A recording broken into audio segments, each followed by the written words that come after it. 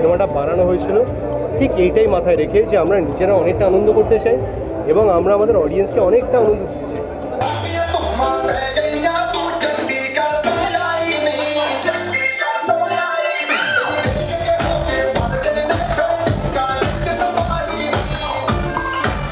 হারিয়ে যাওয়া বাঙালিয়ানা ফিরে পাওয়া, যৌথ পরিবারকে আবার একবার ফিরে দেখা, তার আনন্দ নেওয়া এবং দর্শক এই যে আনন্দ এবং যৌথ পরিবারে থাকার এই যে একটা দারুণ ভালো লাগা, এই সব মিলিয়ে রাজ ছবিকে দারুণভাবে নিয়েছেন বলা যায়। বক্স অফিস রিপোর্ট অন্তত তাই বলছে। আর এই বক্স অফিস সাফল্যকে হাতিয়ার করে বা সঙ্গে করে বলা যায় হয়ে গেল 30 দিনের জমজমাট সাকসেস পার্টি।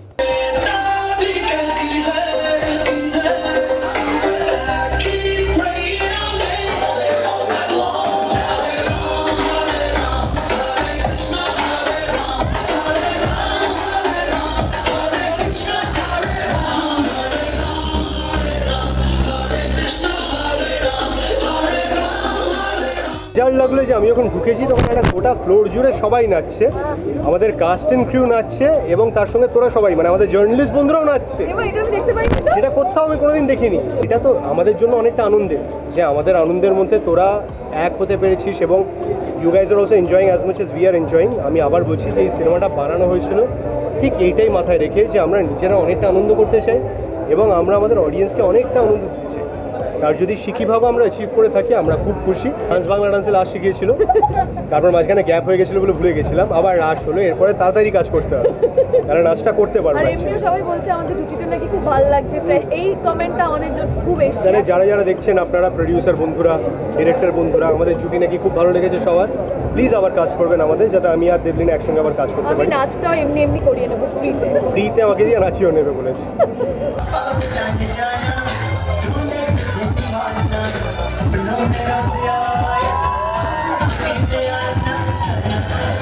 300 দিন যদি আমরা সিনেমা হলে সিনেমা চালাতে পারি আমরা তো খুবই খুশি হব, ডেফিনেটলি উইল বি ব্লেসড।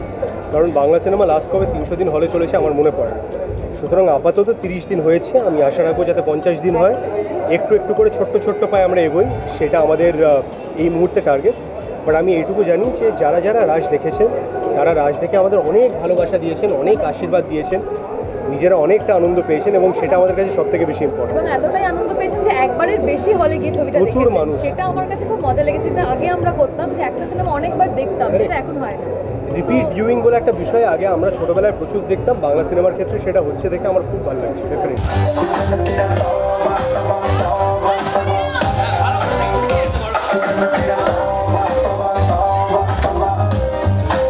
গোটা টিমের তরফ থেকে বলতে চাই আমরা ভীষণ রকম গর্বিত এই কারণে আমরা বাঙালি হিসেবে গর্বিত এবং আমরা গর্বিত বাঙালিকে নিয়ে যে বাংলাকে নিয়ে যে ছবি বানাতে পেরেছি এবং সেটা যে বাঙালিরা পছন্দ করেছে, তাদের নিজেদের ছবি, নিজেদের কৃষ্টি, নিজেদের সংস্কৃতি, তাই আমরা গর্বিত।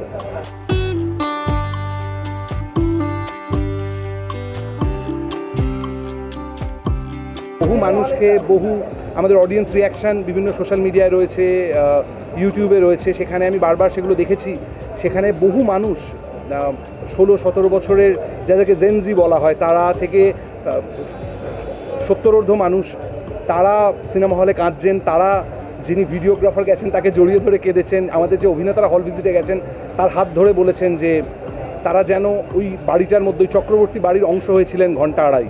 তো এর থেকে বড় প্রাপ্তি আর কিছু ঘটে না এবং এই অডিয়েন্স রিয়াকশানগুলোই প্রমাণ যে ভালোবাসার থেকে বড় শক্তি আর কিছুতে নেই। আবার আমরা ছড়িয়ে দিতে পারি এবং আর একবার মনে করে দিতে পারি সমস্ত অভিনেতা এবং টেকনিশিয়ানদের যে আমরা আসলে একটাই পরিবার, রাজ পরিবার। খুবই ভালো লাগছে, আমরা সবাই এতটা এক হয়ে গেছিলাম কাজ করতে করতে, কাস্ট ক্রু সবাই মিলে খুব আনন্দ করেছি আর খুব নিষ্ঠার সাথে কাজ হয়েছে। সো রেজাল্ট যাই হোক, বানানোটার ভেতরে যে আনন্দটা পেয়েছি সেটা তার ঊর্ধ্বে আর কিছু নেই। আমাদের ছবিটা বানানোর যে উদ্দেশ্য ছিল সেটা আমরা বলতে পারি অনেকাংশেই সফল হয়েছি। কারণ আমরা যখন দেখেছি মানুষ অল্প সময় কেঁদেছে, আমরা যে ইমোশনটা টাচ করতে চেয়েছিলাম, আমাদের যে রুটের কাছাকাছি আমরা পৌঁছতে চেয়েছিলাম, ফাইনালি যে সেটার আমরা কাছাকাছি পৌঁছতে পেরেছি ছবির মাধ্যমে, যেটা ছবির উদ্দেশ্যও ছিল, আমরা খুব খুশি। ভেতর থেকে অন্তত একটা শান্তি আছে। 4টে চরিত্রই সমাজের 4টে শ্রেণীকে এখানে উদ্দেশ্য করে করা হয়। সেটা পারিজাত যেটা করেছে, বিক্রম যেটা করেছে, দেবদিনা যেটা করেছে, আমি যেটা করেছি। এবং এই চরিত্রটা শেখায় যে love is all about sacrifice, it's not about ছিনিয়ে নেওয়া, it's all about how much you can give. এই সাকসেসটা আমাদের থেকেও বড় কথা হচ্ছে দর্শকদের, কারণ দর্শকরা রাসের মতো একটা সুন্দর সিনেমা পেয়েছে। তথাদার চিন্তাভাবনায় রাস সবসময় একটা খুব স্পেশাল সিনেমা, আর আমাদের ক্ষেত্রেও তথাদা সেটা মনে করিয়ে দিয়েছে যে রাস সত্যিই আমাদের জন্য একটা স্পেশাল সিনেমা।